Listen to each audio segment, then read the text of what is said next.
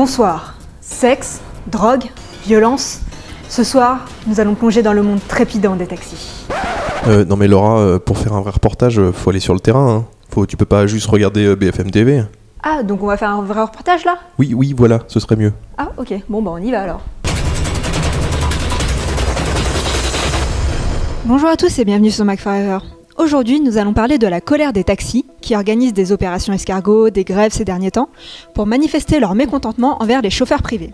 Alors Laura, les VTC ça a toujours existé en fait, mais ces dernières années ça s'est popularisé notamment avec l'arrivée de l'iPhone.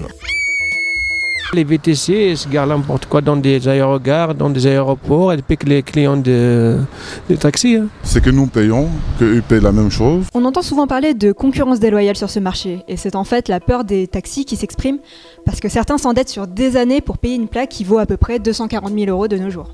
Oui, alors qu'une licence VTC ça vaut à peu près une centaine d'euros, et les taxis ont pour l'habitude de dire qu'effectivement ils font à peu près le même métier, mais ils ont juste comme charge d'entretenir leur belle petite berline aux vitres teintées. Petit clin d'œil à notre président, en lui disant que finalement les voitures avec chauffeur avec vitres teintées sont plus discrets que les scooters. Par autre charge, on entend par exemple l'affiliation à une centrale radio, alors que ce n'est pas le métier premier des taxis, et que ce n'est pas du tout pour ça qu'ils payent une plaque aussi chère. Non, ils payent pas leur plaque pour la radio, mais uniquement pour le droit de stationner en ville un peu n'importe où, c'est-à-dire de prendre des clients dans la rue. Ouais, on appelle ça la maraude dans le jargon du métier. Pourtant à Paris, c'est près de 70% des taxis qui utilisent une centrale radio, comme Taxi Bleu ou G7, pour avoir des courses. Et certains les utilisent même pour 100% de leur activité. Et du coup le problème c'est que ces centrales radio interdisent aux chauffeurs de taxi d'utiliser d'autres centrales, et même des applications mobiles comme Taxilock par exemple. Nous, éditeurs d'applications taxi, eh bien, nous ne pouvons pas recruter des chauffeurs facilement, parce qu'en fait ils sont complètement liés avec certains contrats, avec certains acteurs du marché qui ont des contrats avec des clauses léonines qui peuvent être dénoncées, bien entendu, mais c'est très très très difficile parce que comme ils ont des courses avec les centraux radio, ils n'ont pas envie de les perdre en partant dans une action en justice. Donc en clair, les taxis n'ont pas le droit d'utiliser d'autres systèmes que leur radio pour leur apporter des affaires, ce qui est quand même curieux quand on sait que ce sont eux qui payent 450 € par mois pour avoir ce système. En même temps, les taxis qu'on a rencontrés, ils n'avaient pas l'air de vouloir vraiment s'en affranchir de leur radio, et puis de pas vraiment savoir non plus qu'il existait d'autres systèmes. Vraiment, je sais pas comment on peut avoir d'autres moyens si c'est pas la radio. Ouais. Du coup, difficile pour les startups comme Taxilock de décoller, pareil pour Visucab, alors que l'entreprise essaye de faire évoluer le métier. Oui, Visucab a une idée assez sympa, donc en fait ils ont placé des capteurs dans les gares pour l'instant, où ils indiquent en fait le nombre de gens qui attendent et le nombre de taxis qui sont présents. Donc dans l'application, on sait exactement l'offre et la demande. Comme ça, les taxis savent si ça vaut le coup de s'arrêter à la gare Montparnasse, par exemple, pour occuper les 40% du temps où ils circulent à vide. Vous êtes en dessous de capteurs qui sont disséminés de part et d'autre de la station. Vous êtes détecté par ce capteur. Les taxis sont également détectés par ce capteur. L'algorithme autour de la solution vous délivre le chiffre précis du nombre de personnes en attente et du nombre de taxis en attente. Quand on sait que les taxis circulent 40% de leur temps à vide, utiliser cette application peut vraiment les aider à trouver des clients. En fait, ce qui suscite la rage des taxis, c'est non seulement la différence de charge à supporter, dont on a parlé, mais aussi le fait qu'il y ait des chauffeurs privés qui attendent par exemple aux aéroports pour prendre des passagers qui n'ont pas réservé leur course, chose qui est strictement réservée aux taxis en temps normal. Et puis il y a un VTC qu'on connaît bien, c'est Uber, parce que c'est lui qui a popularisé en fait le système. Et alors lui, il nous a souvent été montré du doigt, aussi bien par les VTC que par les taxis, puisque en fait il annonce pas le prix définitif de la course. C'est-à-dire que sur l'iPhone, quand vous commandez votre course, vous avez juste une estimation, donc le prix peut varier, ce qui est théoriquement illégal. Il faut apaiser les relations entre les différents acteurs du marché, mais surtout la première chose à faire, c'est d'appliquer la loi. Donc moi, ce que je demande au ministre de l'Intérieur, c'est de faire appliquer la loi. En même temps, difficile de faire respecter la loi quand on sait qu'il n'y a que 75 policiers qui surveillent les taxis et les VTC, qu'on appelle les bowers, disponibles dans la capitale. Alors à l'inverse, on a rencontré pas mal de sociétés qui, eux, respectent bien la loi. C'est le cas d'Allocab, de chauffeurs privés, qui, dans l'application, vous affichent le prix de la course à l'avance. Donc il n'y a pas de surprise, une fois que vous êtes dans la voiture, vous n'aurez pas de supplément à payer. Nous, on a un prix forfaitaire annoncé à l'avance. C'est-à-dire qu'à partir du moment où vous dites où vous êtes, où vous allez, on vous annonce un prix, et c'est le prix fixe que vous allez payer, quelles que soient les conditions de la course, qu'il y ait des bouchons, que le chauffeur fasse une erreur, un détour, etc. Ces entreprises font bien attention à ce que les chauffeurs ne réalisent pas la totalité de leur chiffre d'affaires via leur application, pour ne pas risquer de voir leur contrat requalifié en contrat de travail. Alors l'idée pour un chauffeur partenaire qui travaille avec nous, c'est de ne pas faire plus de 30 à 40% de son chiffre d'affaires avec notre seule application, ça c'est réglementaire. Alors en revanche, Laura, du côté des taxis, on a rencontré pas mal de chauffeurs qui nous disaient qu'ils faisaient l'essentiel de leur chiffre d'affaires avec les centraux radio.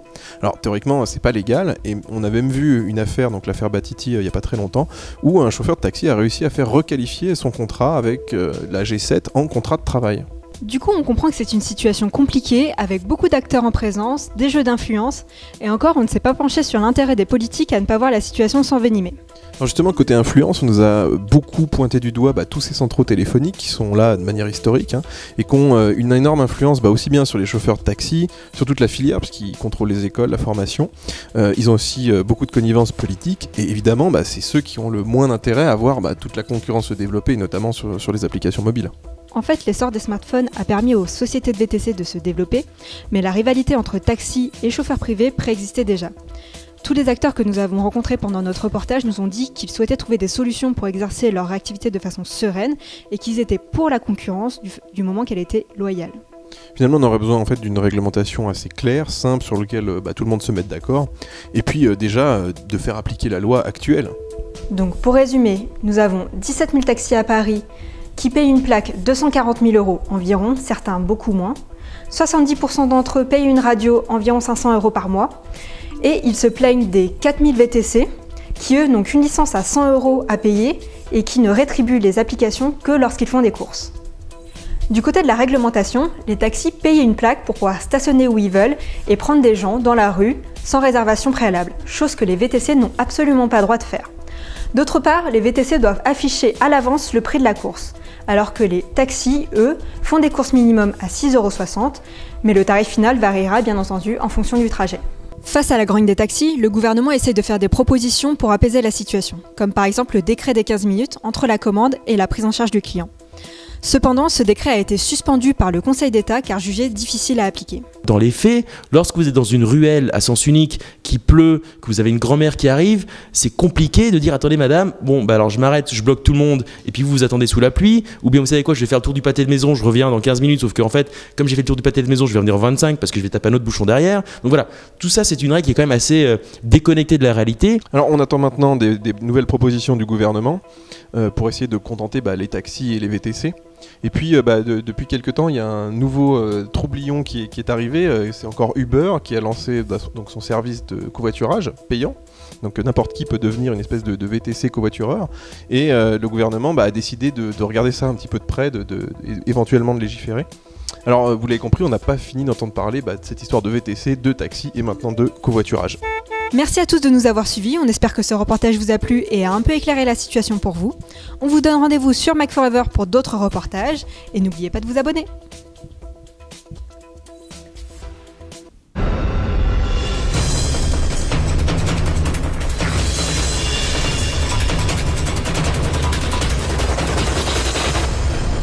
C'est mieux pour choper quoi. Qu'est-ce que c'est que cette question? Je sais pas pourquoi. Je sais pas. C'est midi. C'est l'heure de manger, la faim, on a on a un faim. petit peu tu vois une petite vache dans le fond là. Qui se balade. En fait, toutes les stations de radio. Stations de radio. Alors peu de radio. Alors Radio Nova qui fout vraiment la merde. Absolument pas. Absolument pas le droit de faire. C'est pas bien. Je disais jusqu'à Massy, je l'ai pas en tête. Les. Oh Oh là là. là là, c'est pas raccord. Ce mec est relou.